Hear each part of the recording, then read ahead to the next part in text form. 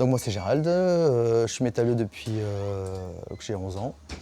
Voilà, j'ai découvert le métal au collège comme beaucoup de gens.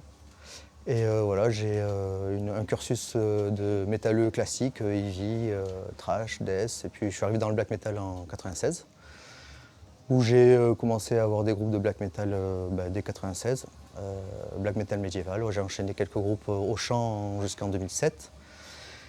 Voilà, en termes d'activité associative,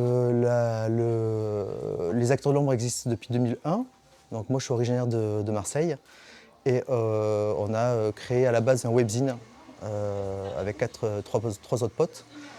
Et puis organisation de concerts. Je suis rapidement monté sur Paris en 2003 pour le boulot, puisque je suis enseignant en collège. Et puis j'ai continué les autres ont lâché un peu l'affaire, et puis j'ai continué le webzine en remontant une équipe sur Paris, et puis en développant l'organisation de concerts. Et je suis resté jusqu'en 2009 où on a organisé une soixantaine, 70 concerts et festivals.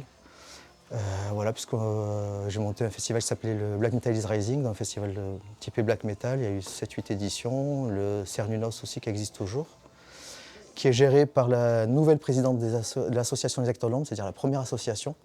Et en fait, quand j'ai eu une mutation professionnelle en 2009, je suis redescendu dans le sud, puisque je suis de Marseille. Et là, j'ai demandé à l'asso s'il y avait moyen de créer un label en parallèle. Et après, les activités se sont scindées. On a créé notre propre association pour le label. Et voilà, en gros. Le lien concret, il n'est pas uniquement avec les gens qui nous suivent et qui nous supportent, mais également avec nos groupes. C'est-à-dire que j'aime beaucoup organiser des concerts pour rassembler notre écurie et qui se connaissent, qu'ils échangent, et puis aussi avec l'équipe des Acteurs de l'Ombre, parce qu'on est quand même nombreux et répartis partout dans la France. Et d'une manière générale, par exemple au niveau de l'association, on fait 3-4 fois dans l'année des week-ends où on se retrouve, où on va parler de l'asso. Il y a des temps de travail et des temps de plus, on va dire, de détente, où on va échanger sur d'autres choses, etc.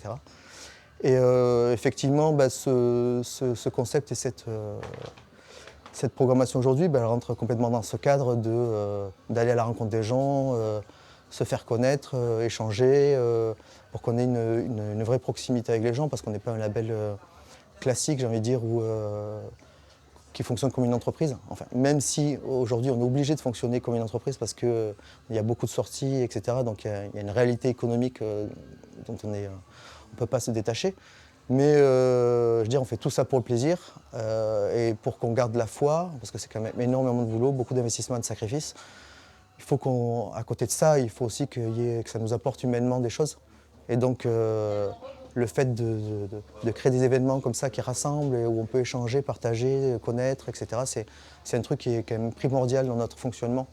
Sinon, ça perdrait un petit peu tout l'intérêt de du label, en fait. C'est le principe un peu du label. On a tenté de s'ouvrir davantage. Par exemple, on a tenté avec des groupes de Doom, par exemple. On a tenté avec ou des groupes de Death. Et en fait, on se rend compte que on est obligé de rester dans notre sphère un petit peu métal extrême avec des influences black metal, parce que les gens qui suivent le label n'adhèrent pas forcément à ce genre de groupe.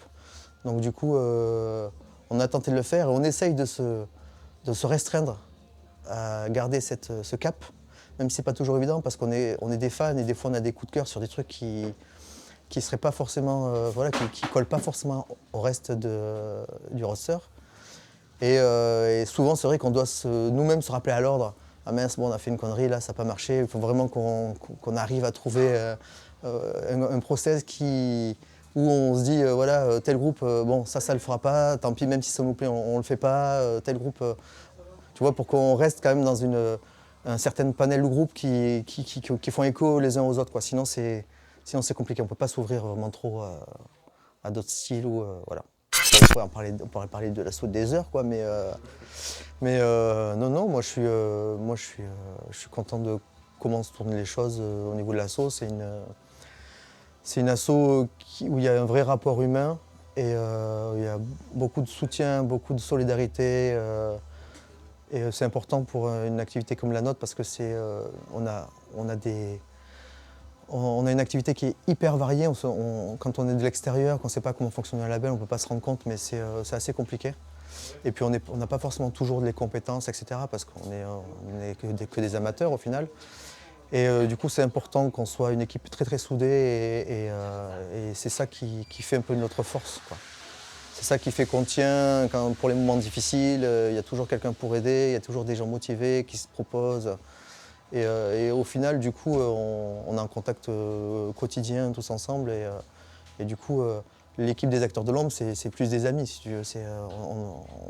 On traverse des moments difficiles, on s'entraide, etc. Et du coup, c'est pas, tu vois, on n'a pas une relation boulot-boulot, tu vois, c'est quelque chose qui va quand même au-delà, quoi. Et donc voilà, du coup, je suis hyper heureux de comment ça se passe et tout, c'est génial. Et puis voilà, j'espère que ça durera le plus longtemps possible.